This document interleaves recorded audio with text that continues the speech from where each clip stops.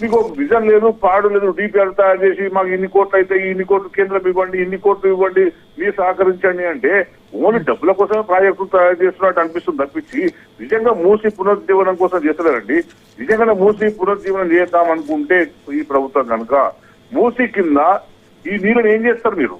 ఏ అవసరాల కోసం వాడతారు? సాగునీటి కోసం వాడతారా, లేదు సాగునీటి కోసం వాడతారా? దానివల్ల మన ఆంధ్రప్రదేశ్ ఇక్కడ ఉన్న హైదరాబాద్ ప్రజలకు కావచ్చు, లేదంటే దాని కింద ఉన్న రంగారెడ్డి కోసం కావచ్చు, నల్గొండ ప్రజలకు కావచ్చు, ఏ ప్రయోజనం ఉంటది? మీరేమని చెప్పిర్రా? ఇప్పుడున్న నీళ్లను మీరు ఎంతవరకు వాడుతున్నారు? ఈ రోజు వరద వచ్చిందండి, ఈ గత 3-4 నెలలుగా చాలా సార్లు చాలా టైమ్స్ వరద వచ్చింది మూసీలో. ఈ వచ్చిన వరద నీటిని ఇప్పుడు ఉన్న నీటిని ఎక్కడైనా వాడుకున్నారా? ఏమైనా వాడుకునే మెకానిజం మీ దగ్గర ఈ ప్రభుత్వం దగ్గర ఉన్నదా? అసలు ఎంత వస్తుందో ప్రతి సంవత్సరం ఎన్ని టీఎంసీ గా మూసీలకు నీళ్లు వస్తుందో మీరు ఏమైనా స్టడీ చేయగలిగిరా? మీరు ఉన్న నీళ్ళనే మీరు వాడుకోలేని ఒక అసమర్థతలో ఉన్నప్పుడు ఇంకా మీరు మల్లన సాగర్ నుంచో గోదావరి నుంచో నీళ్లు తీసుకొచ్చి ఇంకా దీన్ని ఏం చేస్తారండి? హైదరాబాద్ ముంచేస్తారు. ఒక విజన్ లేదు, ఒక ప్లాన్ లేదు. మీరు ఏం చేయదలుచుకున్నారు అనేది మేము అడుగుతున్నాం. ప్లాన్ చేస్తున్న పనులు దానికి మా పార్టీ మీద చేసేసి కేటీఆర్ అక్కడ కబ్జా చేసిండు, ఇంకొకరు ఇక్కడ కబ్జా చేసిండు అని ప్రతిసారి మా మీద వేసే కంటే మీరు ఒక క్లియర్ కట్ గా ఒక చెప్పండి. ఒక ఇక్కడ ఇవి ఉన్నాయి, ఇక్కడ అక్రమాలు ఉన్నాయి, ఈ అక్రమంలో ఎఫ్టీఎల్ పోయిందని చెప్పండి. మీరు తీసేది కదా, మీ డేటా ఉంది కదా మీ దగ్గర. డేటా పెట్టుకొని బ్లాక్మెయిల్ చేసుకుంటారా? వీళ్ళందరినీ బ్లాక్మెయిల్ చేసుకుంటారా డేటా పెట్టుకొని? రైట్ క్రాంతి గారు. ఇక తాడూరు శ్రీనివాస్ గారు. Kranti somewhat rightly side. మీకు నిజంగా దమ్ముంటే వారు డైరెక్ట్ గా చెప్తా ఉన్నారు, కేటీఆర్ కూడా గులగొట్టండి, ఊరికే నాటకం ఏందా మీరు చెప్పి 4 సార్లు చూపించేదని. మరి గతంలో డ్రోన్ ఎగ్రేజ్ నీ మీద కేసు పడ్డది, దాన్ని ఆ రోజు కూడా పడిన ప్రూఫ్ నీ మీదే ఉంటది కదా. ఇక్కడ అన్యాయం జరిగింది అని డ్రోన్ ఎగరేసినప్పుడు ఒక క్రిమినల్ కేసు నీ మీద అయినప్పుడు ఆ రోజు కూడా నువ్వు నిరూపించలేని పరిస్థితిలో ఉన్నప్పుడు డ్రోన్ ఎందుకు ఎగరేసినావు? ఈ రోజు ఇంకా నీకు ప్రభుత్వంలోకి వచ్చేసినావు కదా. దాన్ని నిజంగానే అది నాలా మీద కట్టినాడా బయట కట్టినాడా నీకు ఫ్యాక్ట్ అసలు ఎంతండి మినిట్స్ మీద తెలుసుకోవచ్చు ఇప్పుడు నువ్వు. మరి దాని మీద ఎందుకు యాక్షన్ లేదు? హైడ్రా పర్మనెంట్ స్ట్రక్చర్స్ ని కూల్చుతుంది కదా, నాలా మీద వేసినటువంటి రోడ్డును కూల్చలేరా? ఒక కాంపౌండ్ వాళ్ళని కూల్చలేరా? అంటే కేటీఆర్ ని ముట్టుకుంటే భయం అవుతుందా ఈయనకు? అంటే ఓన్లీ బెదిరియాలి, కేసు ఇద్దరు కాంప్రమైజ్ కావాలి, అంత ఎవిడెన్సెస్ అన్ని ట్యాంపర్ చేయాలి, ఆ తర్వాత సిబిఐకి ఇవ్వాలి. ఇదేనా 2 ఏళ్లలో మీరు చేసింది? ఈ ఫార్ములాని గిచ్చుతావు, వాళ్ళు ఏడుస్తారు, కాంప్రమైజ్ మళ్ళా అని ఊకోబెడతారు. ఆ తర్వాత ఫైల్ అన్ని వాళ్ళు కాంప్రమైజ్ కాగానే అన్ని ట్యాంపర్ చేస్తారు. ఇప్పుడు సిబిఐని చేయమంటారు 2 ఏళ్ళు అయినాక. కాళేశ్వరం అట్లనే చేస్తారు. ఇవాళ ఈ మరి 111 జీవో వచ్చింది, ఇవాళ వచ్చిందా? ఆయనకు తెలియదా రేవంత్ రెడ్డి గారికి? ఆ రోజు మాట్లాడిన ఆయన కదా. కాబట్టి నేను ఏమంటున్నా అంటే ఇక్కడ రెండో విషయం, క్రాంతి గారు ఎంత చెప్పినా 10 ఏళ్లలో ఇప్పుడు పొంగులేటి శ్రీనివాసరెడ్డి గారు మరి అక్కడ ఫామ్ హౌస్లు ఉన్నందుకే, లేకపోతే జితేందర్ రెడ్డి గారు, లేకపోతే వారు చెప్పిన వివేక్ గారు అప్పుడు బీఆర్ఎస్ లో ఉన్నారు కదా, అందుకే ఉంచుకున్నారా 10 ఏళ్ళు? ఇవి ప్రొటెక్ట్ చేయడానికేనా? సవితా ఇంద్రారెడ్డి గారు ఉన్నారు, అనేక మంది ఉన్నారు కదా అక్కడ. వారందరినీ కూడా ఇప్పటికీ మీ ఎంబడి ఉన్నారు కదా, గతంలో స్నేహితులుగా ఉన్నారు, ఇప్పుడు కూడా ఉన్నారు. మరి ఇవన్నీ మీ హయాంలో కూడా ఎందుకు రెక్టిఫై చేయలేదు? ఈ రోజు ఆరోపణలు చేస్తా ఉన్నారు, ఇవి నిజంగా FTL లో ఉన్నాయని కేటీఆర్ గారు చెప్తున్నారు. మున్సిపల్ అడ్మినిస్ట్రేటివ్ మినిస్టర్ గా, దీదెన్ షాడో సీఎం గా వారి దగ్గర సంపూర్ణమైన అవగాహన సమాచారం ఉండే ఉంటుంది.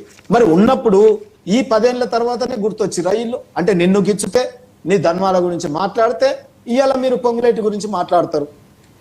అంటే ఏం చేద్దాం అనుకుంటున్నారు ఈ రాష్ట్రాన్ని, తెలంగాణ రాష్ట్రాన్ని? కాంగ్రెస్ పార్టీ గాని కేసీఆర్ కుటుంబం గాని ఇవాళ ఏం చేయదలుచుకున్నారు? నేను తప్పకుండా మేడం, ఇది చాలా ఈ తెలంగాణ ప్రజలు చూస్తా ఉన్నారు.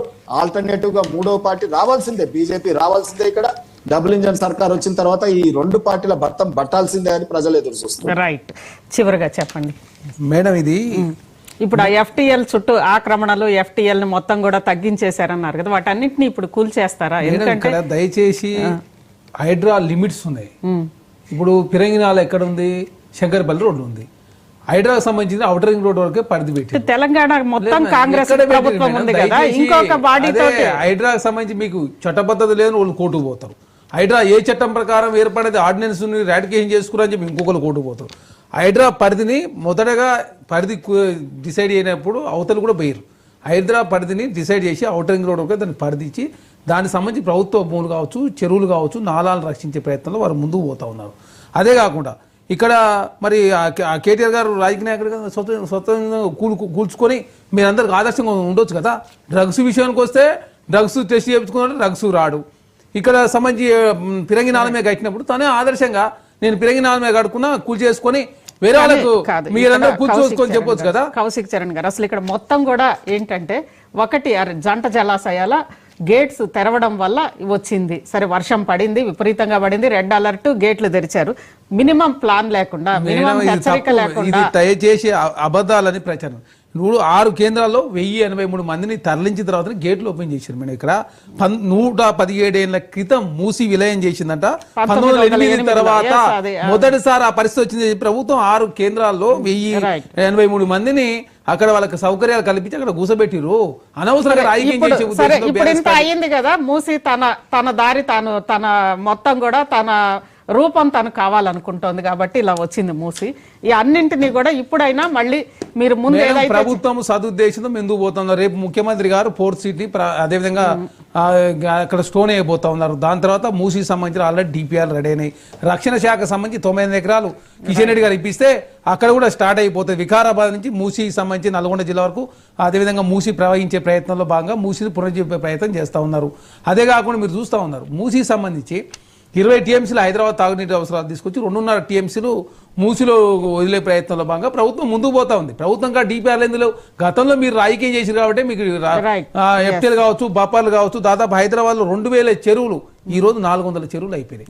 అంటే దాదాపు 1600 చెరువులు హైదరాబాద్ లో అనేకాంతమైన పరిస్థితి మనం చూస్తా ఉన్నాం. కాబట్టి ప్రకృతిని కాపాడే ప్రయత్నంలో కాంగ్రెస్ ప్రభుత్వం ముందుకు పోతా ఉంది. దానికి కేంద్రము భారతీయ జనతా పార్టీ, తెలంగాణ రాష్ట్ర బీఆర్ఎస్ పార్టీ అందరూ సహకరించాలని కోరుతా ఉంది. ఎందుకంటే కాంగ్రెస్ పార్టీ సంబంధించి ఆనందరాజు గారికి సంబంధించిన భూమి కూడా కాంగ్రెస్ పార్టీ ఎఫ్టీఎల్ బఫర్ లో ఆనాడు తీసుకున్న పరిస్థితి నాగార్జున గారు తీసుకున్నారు.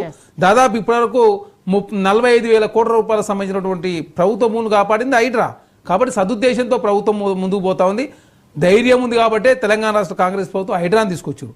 ధైర్యం ఉంది కాబట్టి మూసిని పునరుద్ధరించే ప్రయత్నం RRR కావచ్చు, అదేవిధంగా స్కిల్ యూనివర్సిటీ, స్పోర్ట్స్ యూనివర్సిటీ హైదరాబాద్ను ప్రపంచ నగరాలతో పోటీపడే విధంగా హైదరాబాద్ను ఎక్కువ టూరిజాన్ని పెంపొందించే ప్రయత్నాల భాగంగా ప్రభుత్వం ముందుకు పోతా ఉంది. తాగునీటి అవసరాల కోసం గోదావరి ఫేజ్ 2, ఫేజ్ 3 కూడా తీసుకొచ్చి మద్రాస్, బెంగళూరుకు వచ్చే పరిస్థితి రాకుండా చేసే ప్రయత్నంలో ప్రభుత్వం ముందుకు పోతుంది. Right, thank you Kaushik Charan గారు, అదేవిధంగా తాడూరి శ్రీనివాస్ గారు, క్రాంతి గారు మహా డిబేట్ లో పాల్గొన్నందుకు. ఇక ఇది ఈరోజు మహా డిబేట్. మరోవైపు తమిళనాడు తొక్కిసలాటకు సంబంధించి అక్కడ దాదాపు ఇప్పటికే 10 మందికి పైగా మృతి చెందినట్లు తెలుస్తోంది. విజయ్ సినీ హీరో విజయ్ ఏర్పాటు చేసిన రాజకీయ సభలో పెద్ద ఎత్తున తొక్కిసలాట జరిగింది. ఇప్పటికే 10 మంది పైగా మృతి చెందారు.